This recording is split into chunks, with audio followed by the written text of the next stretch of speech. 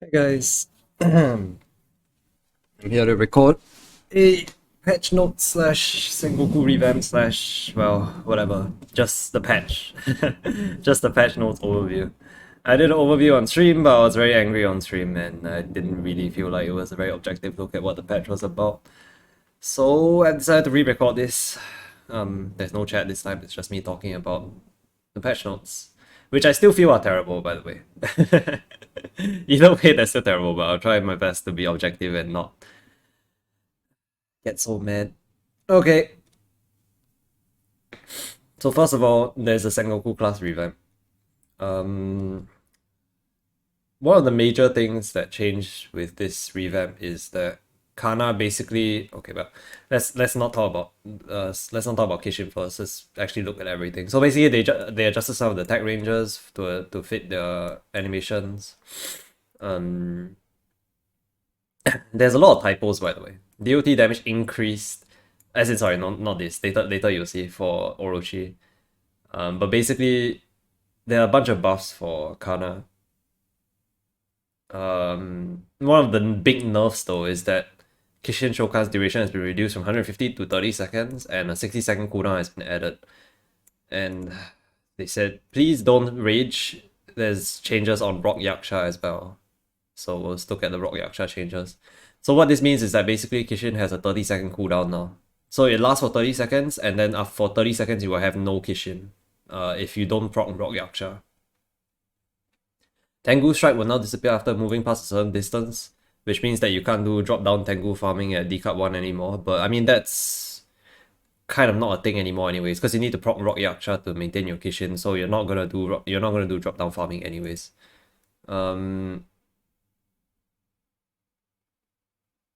Yeah, there's more changes to Shiki Haunting.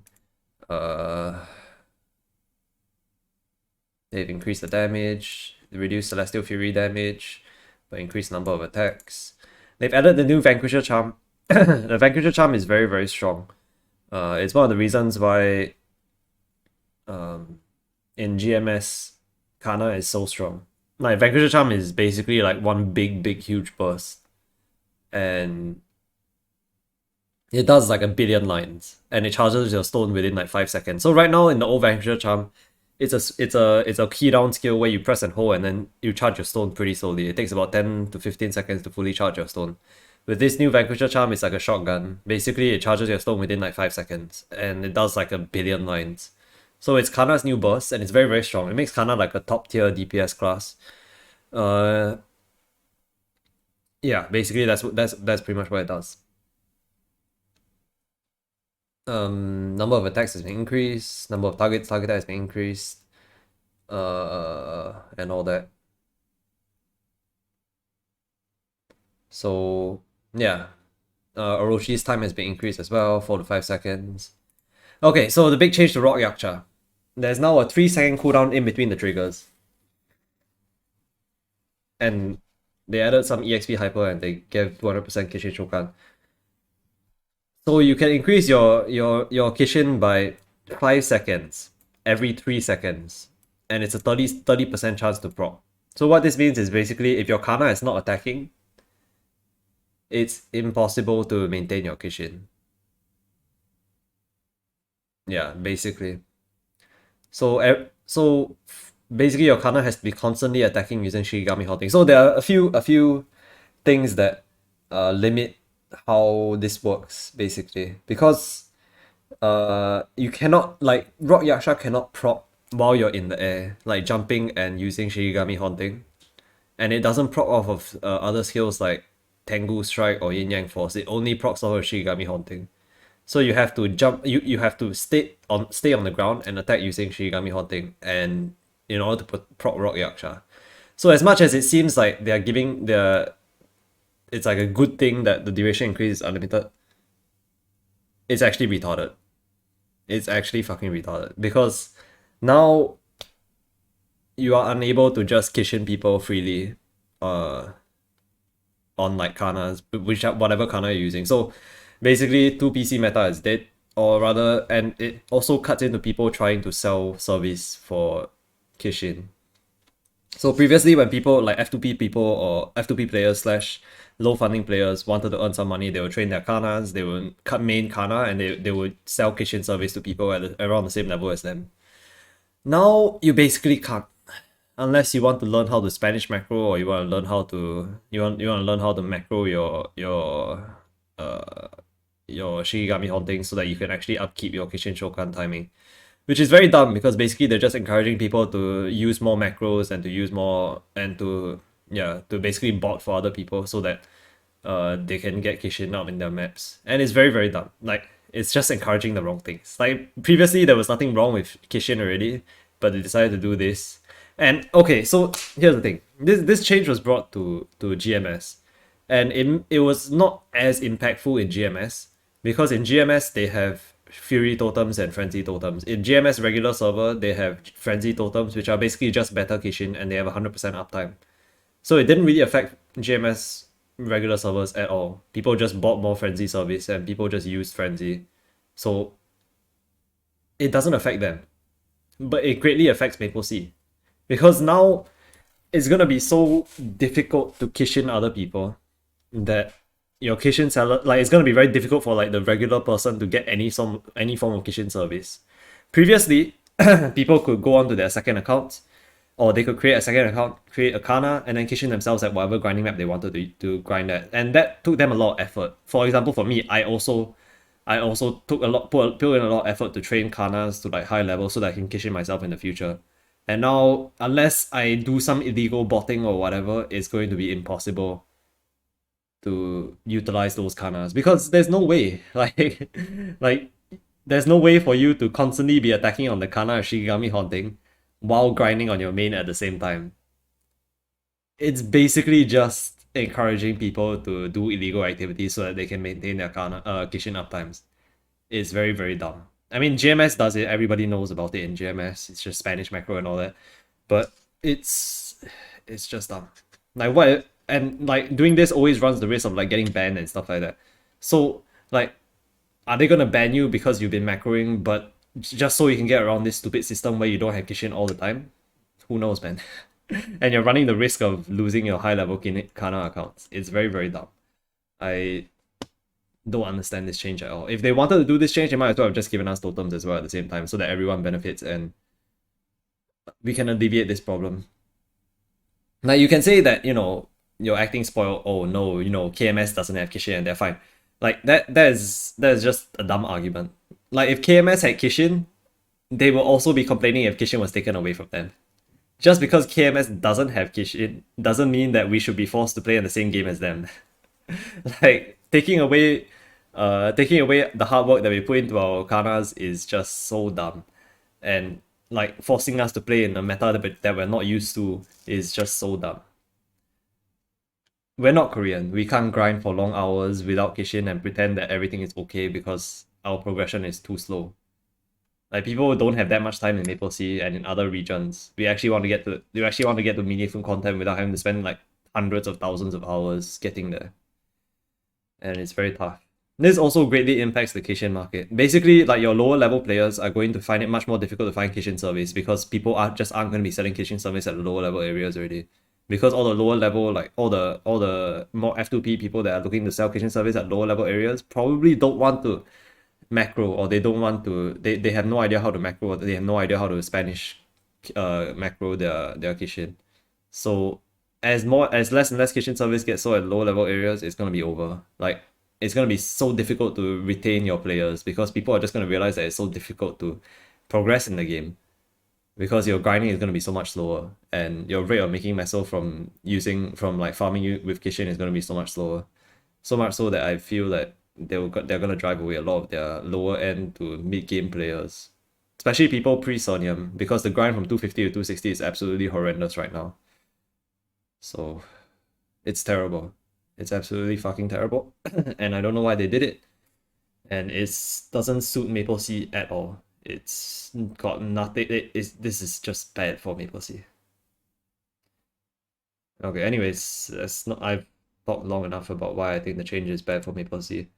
Let's talk about Kanna hyper skills. Yay, more changes basically. So this is the Kanna bind. They reduce the damage but increase the number of attacks. Great, I guess. Spirit Pentacle, they reduce the damage and increase the number of attacks as well. And they same for, yeah, basically it's just Spirit Pentacle. Hayato got some revamps as well. I heard from okay, don't take this from me because I don't know how Hayato works. Like these are all good buffs apparently, but the main attacking skill in Hayato's fourth job apparently didn't get changed, so it's actually really bad. And they didn't port over the energy cost changes. Like they didn't. I think it's like a half energy cost or something. So even though all the Hayato changes look really good, they didn't port over the two most important changes, which basically just makes these changes feels weird, man, and it doesn't really do much for the class basically. Yeah, because all they did was reduce the damage and then increase the number of lines, but they didn't give like the actual good changes. Don't quote me on this one. I'm not too sure. Like Hayato's had too many skills, and I don't play Hayato, so I have no idea what's going on here. Yeah, I only know about Kanna. So Sengoku common skills, Sengoku ally, same thing. They would just increase the number of lines. Oh, okay, this is the other part of the patch that I have major problems with. Storage improvements. Upon overwhelming feedback from our players, we've decided to improve the storage functionality by adding a second password security when accessing storage. So, yeah, okay, here. Second password security added to storage NPCs. We would like to bring your attention to a new function added to the storage NPC in the game. Basically, now you have to enter your second password every single time you want to use your storage. And the reasoning they gave behind this is because people have mistakenly identified both NPCs. They didn't even say what both NPCs mean, but they mean the storage and the general store NPC. Or they have muscle memory reflexes that are okay, fuck off. Basically, it's because they say that, oh, you're accidentally clicking the grocer instead of the storehouse manager, and you're accidentally selling all your shit. That's why you've decided to add, yeah, see, instead of to prevent accidental loss or an unintentional sale to NPCs. So basically the reasoning behind adding this is so that you don't sell your shit to the NPC. Well, guess what? It's really difficult. I don't know if they know, but it's really difficult to mistake this for this. It's really difficult.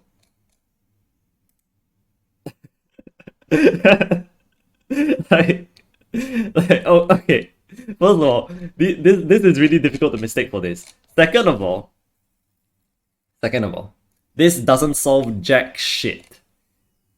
Because stupid people are still going to click on the grocer and sell their shit, and then afterwards realize, oh shit, I just sold to the grocer. Because the grocer doesn't have a second password lock. If you wanted to put a second password lock, put it on the fucking grocer. Because when you put it on the warehouse, like, people are still going to click on the grocer by accident and still sell their shit by accident. You think they're going to notice that, oh, you know, I clicked on this grocer and I didn't realize that that I didn't have to enter my second password, so, you know. Yeah, they're not going to realize that they didn't enter their second password, so they shouldn't sell to the grocer, or they shouldn't put their stuff into the grocer. It's so dumb. Like, what the fuck? It makes, like, stupid people are still going to be fucking stupid. They're still going to sell to the grocer. This solves no problems at all. It's just like a random second password thingy on your storage keeper. It's not going to solve anything because people are not going to notice that they didn't enter their second password. So like, I didn't enter my second password. Maybe I'm at the grocer. No, man! They already didn't notice that the fucking UI is different between this and this. And they didn't realize that on the left side there's no like rows and columns, it's just one column. You think they're gonna notice that they didn't enter their second password? There's no way in hell. Okay, it does nothing. It doesn't even solve the problem that you're trying to solve. It just adds a whole bunch of inconvenience to every single Mapler out there, because now to transfer stuff to your storage, you have to enter your second password. If your second password is long, that sucks. If you want to transfer multiple items and you forget, you have to re-enter again and it sucks. Transferring items to mules, like back and forth, fucking sucks, because you have to enter your second password once, then you go over to your mule and then you enter your second password again. It's just inconvenient as hell. And it solves no problems at all. And if a hacker gets into your account, They already know your second password. There's no way your second password is going to stop hackers from hacking your account or taking your stuff from your storage anyways. So it makes my brain hurt when I think about all the things that basically okay. So here's my guess on why they did this. Because some of my friends I've been talking to some of my GMS friends about the Kanna changes and all that, and they said that when these Kanna changes came, when the Sengoku revamp came, GMS also implemented second password for storage. And then recently they took away second password for storage because they realized that it's fucking stupid. So my guess is that MapleSEA is just fucking lazy. Okay, this is just me guessing now, but I think it's a pretty good guess. MapleSEA is just fucking lazy, and they didn't bother to recode anything. They just copy and pasted GMS code from Sengoku Revamp, and it came together with a second password change. So it's like, oh, okay, guys, it's time to give them this second password change, and then pretend that it's for their own good and not do any of our own coding to remove this change. Okay, this is just me speculating, but I'm really angry, so just let me speculate, okay? I'm pretty sure that's what's happening. They just didn't bother to code the stupid thing out of the game, and they just decided to throw it in there and act as if like it's a intended change and it's a good for everybody because, you know, you can't accidentally sell your items to NPCs anymore. Fuck you, you definitely still will. There will still be stupid people will still be stupid, alright? For sure. And this doesn't stop them from being stupid at all. Okay, anyways. Let's move on to actual event notes, okay? Try not to be mad. Let's move on to actual event notes. Perfect Rangers, blah blah blah blah. This is the same thing as last week already, we already know this. Variable's Golden Carriage is back again, so there's a bunch of free free stuff to get. Most of it is all cosmetics. Like, okay, I mean there's a pet, there's mounts, there's a weapon, there's a mount. This mount has a HTR on it with a 30-minute cooldown. There's a cosmetic coupon that gives you male faces for females and female faces for males. Don't really care about this. There's a Maple Tree Blessing cash effect. There's a sailor suit. There's more chairs. And there's some new few heroes. There's basically a cash hat. It's pretty nice. This cash hat is actually pretty nice. I'll give it to them. And finally, Lucid Royd and a new damage skin. Other than that, there's also the Relic Hunt. Relic Hunt basically is every day you can hunt level range mobs for relics. You collect 100 of the relics and you obtain one gift chest and a ruins map piece. So basically you have to hunt like for 400 relic pieces a day. And then you'll get 4 hidden map pieces. And you'll be able to go to the hidden ruins portal in the map.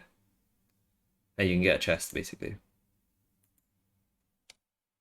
Actually no, sorry, not a day. Sorry, it's per week. So you can hunt 1 per day. One hidden ruins map piece per day. And you can find, once you found the altar, basically, yeah, it's basically like you just go in and defeat the boss and then you get the chest. Yay. Yeah, you can only do it once a day and it resets at midnight. So you can only hunt one map piece a day. These are the rewards that you can get. It's kind of underwhelming rewards. It's not really anything amazing. But then again, this is just a filler event. There's a chance that you get like a rare chair, I guess, which is this one, and also a rare damage skin. So week 1 is the chair and week 2 is the damage skin. Depends on whether or not you're lucky. And you can get like a bunch of these things. This is a new flagship event for MapleSEA, Reach for the Stars or some shit like that. Basically, you open the UI, there are 2 rows of quests. You can complete either the top row or the bottom row, or you can complete both actually, and they give you different amounts of points. So one will give you pure star points, one will give you strike star points. And pure star points you can use for arcane symbols, core gemstones, special order, or chaos circulators. Then strike you can use for flames, basically. So there are 7 quests to complete. And every quest gives you 15. So in total you get 105 points. Yeah. 105 points per row. So using 105 you can buy, yeah, I mean, however many of these things you want. So you for completing all 7, you get you get these 2 rewards. One of them is damage skin. It's whatever, and the other one is a title that gives you 10 ma, 10 attack, 25 all stat, 15 boss, 15 IED, 1000 MPHP, and 50% extra EXP for 30 days. So it's basically an EXP title. It's not bad. It's pretty good actually. So the title is pretty cool. And it lasts 30 days. There's some Yeti debuting. Okay, this one I don't care. This one I really don't care about because this is just a chair. Like you hunt stuff for chair, basically. Like it's like Pink Bean Rolling House where you just hunt stuff and it drops from mobs and you can make a chair. Like you can decorate your chair however you want. I don't care. And there's Dynamic Duo. Yay. Instead of haste, we get Dynamic Duo. I mean, I guess I won't complain, but it would have been nicer to have a haste. Instead, we get Dynamic Duo. I'm sure everyone knows how Dynamic Duo works now. You basically charge EXP on your main and your mule, and then whenever you charge the bar to full, your EXP gets transferred from your main to your mule, or like some EXP gets transferred from your main to your mule, and then vice versa. When you charge up from your mule, your EXP from your mule gets transferred to your main, and it gives you various buffs once you actually max out the bar. If you want to see the buffs, they're here. You get 50 ma and attack, 30% boss damage and normal monster damage, 30% crit damage and crit rate, and the Xiaoti buff for your mule is 1.5 EX times EXP.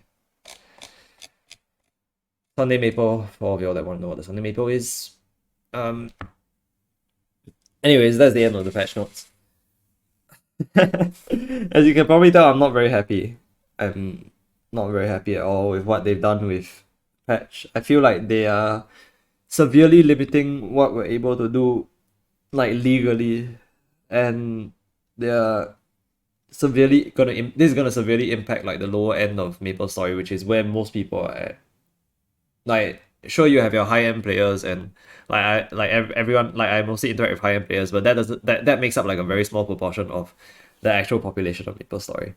Most of MapleStory is probably still low to mid game, and it's a serious nerf to them because Kishin mules are just dead. Like you can't just Kishin yourself anymore. The storage change is terrible. I don't know why the hell they did it. And the events are like kind of meh. They're all basically filler events. It's nothing really amazing. Yeah, this update sucks. Thanks for watching the video. I'll see you guys in the next one. Okay, bye.